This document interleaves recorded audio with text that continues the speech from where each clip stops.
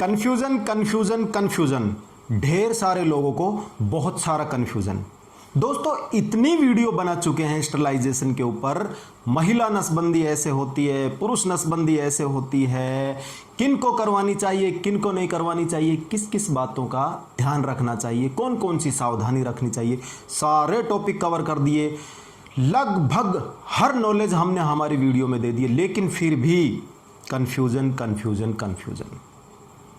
चलिए, कन्फ्यूज़न क्या? वही कि नसबंदी के बाद संभोग कब करूं? क्या नसबंदी वापस खुल सकती है? नसबंदी कहां खुल सकती है? तथा अगर मैं नसबंदी करवा लूं तो क्या मेरा वीर्य निकलेगा कि नहीं निकलेगा? तथा साथ में और भी ढेर सारा कन्फ्यूज़न। तो फिर हमने सोचा कि इस कन्फ्यूज़न को भाई दोबारा दूर किया जाए, एक वीडियो फिर से बनाया जाए, फटाफट बताया जाए कि इन कन्फ्यूज़नों का ये समाधान है। तो दोस्तों बने रहिए हमारे इस चैनल पर और पाइए अपनी इन तमाम कन्फ्यूज़नों का हल। नमस्कार, मेरा नाम है राजवीर और आप देख रहे हैं हमारा यूट्यूब चैनल समाधान डॉक्टर। दोस्तों कहते हैं ना कि सवाल कभी खत्म नहीं होते। अगर आपको प्रॉपर जवाब भी मिल जाए तो आप फिर भी कोई ना कोई सवाल निकाल के ले ही आएंगे। लेकिन आज हमारे यहाँ पर हम उन सवालों के बात कर रहे हैं जिनके सेम जवाब हैं और उनके हर सवाल के आंसर हमने हमारी वीडियोज़ में दे रखे हैं, लेकिन फिर भी बहुत सा कन्फ्यूज़न बहुत से लोगों को है। सबसे बड़ा कन्फ्यूज़न तो ये है कि सेक्स हम कब करें, यानी कि हमारी महिला को अगर स्टरलाइजेशन हो गया तो उसके बाद हम उनसे संभोग कब कर सकते हैं।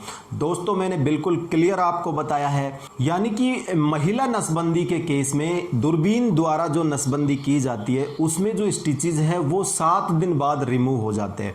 टाँके कटने के बाद 7 दिन बाद अगर महिला ये महसूस करे, ये सहज महसूस करे कि वो अब संभोग कर सकती है तो वो संभोग इंटरकोर्स कर सकती है, कोई प्रॉब्लम नहीं होगी। साथ में अगर किसी को हाथ का ऑपरेशन हुआ है, बड़ा ऑपरेशन हुआ है, स्टिचेस ज़्यादा लगे हैं, कट बड़ा लगा है, तो स्टिचेस तो वही 7 दिन में कट जाएंगे, लेकिन उसका जख्म भरने में टाइम लगेगा। उसका प्रॉपर जख्म भर जाना चाहिए। उसके बाद अगर आपका साथी महसूस कर रहा है सहज तो आप उनके साथ इंटरकोर्स कर सकते हैं। अब जो सबसे बड़ा सवाल उठ के सामने आता है कि क्या महिला नसबंदी होने के बाद वो ऑपरेशन पलटा जा सकता है, यानी कि क्या वो ऑपरेशन खुल सकता है। तो दोस्तों मैंने बार बार आपको यही कहा है कि वो ऑपरेशन खुल सकता है। किसी भी प्राइवेट या गवर्नमेंट हॉस्पिटल में जाके आप वो ऑपरेशन खुलवा सकते हो। सरकारी हॉस्पिटल में फ्री ऑफ कॉस्ट वो खोला जाता है। लेकिन यहाँ मैं फिर यही कहूँगा कि ऑपरेशन तो खोला जा सकता है, लेकिन बच्चे होंगे कि नहीं होंगे, ऑपरेशन की सफलता की गारंटी कोई डॉक्टर आपको नहीं देगा। यहाँ पर हमने आपसे ये भी कहा था कि अगर आप ऑपरेशन खुलवाने के बजाय आईवीएफ पद्धति से बच्चा एडॉप्ट करना चाहें तो वो ज़्यादा बेस्ट होता है ऑपरेशन खुलवाने, यानी उसकी सक्सेस रेट ज़्यादा होती है। अब जो सबसे बड़ा सवाल दूसरा निकल के आता है वो ये आता है, जो हमसे कमेंट करके हमारे एक दर्शक ने पूछा है कि मेरी पुरुष नसबंदी हो गई, अब मेरे जो वीर्य खल्लन है, स्खलन है, वो प्रॉपर होगा कि नहीं होगा। तो दोस्तों ये भी बहुत बड़ा कन्फ्यूज़न है।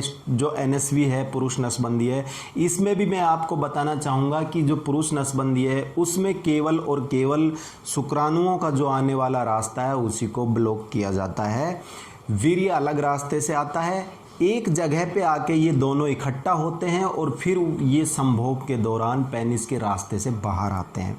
जहाँ ये इकट्ठा होते हैं उसके पीछे जो रास्ते हैं वो दोनों के अलग होते हैं और जिस रास्ते से शुक्राणु आते हैं उस रास्ते को केवल ब्लॉक किया जाता है।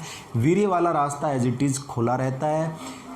नसबंदी के बाद भी उतनी ही क्वांटिटी में आपका स्खलन होगा और उतना ही आपको आनंद मिलेगा जितना कि आप नसबंदी से पहले आनंद प्राप्त करते थे, उसमें कोई प्रॉब्लम नहीं होगी।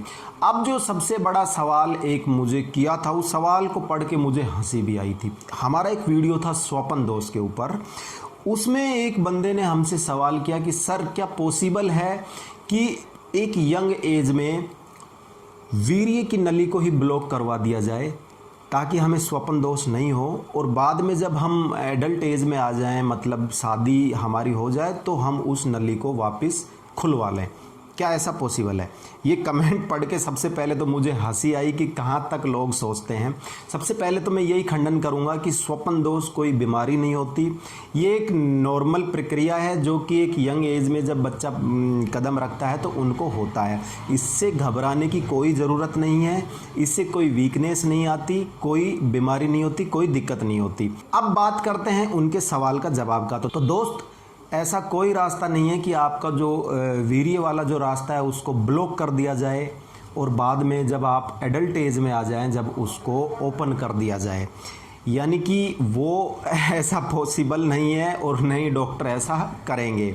तो ये चीज़ आप निकाल दीजिए। साथ में दिमाग में यही थिंकिंग रखिए कि जो नाइट फेल है ये कोई रोग नहीं है, इससे कोई प्रॉब्लम नहीं होती। अब कुछ लोग ये पूछते हैं कि सर, महिला नसबंदी होने के कितने दिन बाद इफ़ेक्टिव होती है और पुरुष नसबंदी होने के कितने दिन बाद इफ़ेक्टिव होती है? हमने इसका जवाब आपको हर वीडियो में दिया है, लेकिन फिर भी बता देते हैं। महिला नसबंदी जिस दिन होती है उसी दिन से इफ़ेक्टिव हो जाती है, यानी कि वो सक्सेसफुल हो जाती है, महिला प्रेग्नेंट नहीं होगी। लेकिन पुरुष नसबंदी के केस में थोड़ा सा अलग है।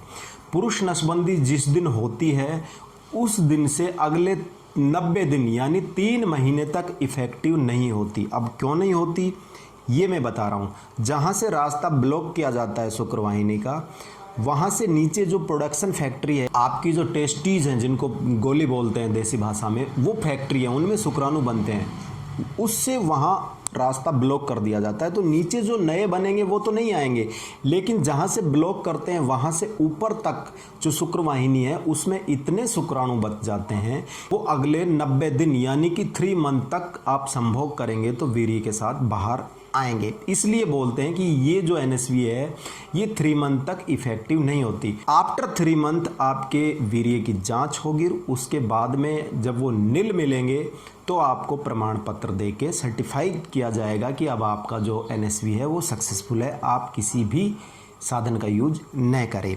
तो ये मैं क्लियर अपने वीडियोस में बता चुका हूँ। तो दोस्तों, उम्मीद करता हूँ आपके डाउट्स और जो कन्फ्यूज़न है वो क्लियर हुआ होगा और आपको समझ आया होगा। फिर भी कोई डाउट्स है तो हमें दोबारा कमेंट्स कर दीजिए, हम फिर हाजिर होंगे, क्योंकि हमारा तो काम ही है आपके डाउट्स क्लियर करना। दोस्तों, फिर मिलते हैं किसी नई वीडियो नए टॉपिक पर। तब तक के लिए जय हिंद।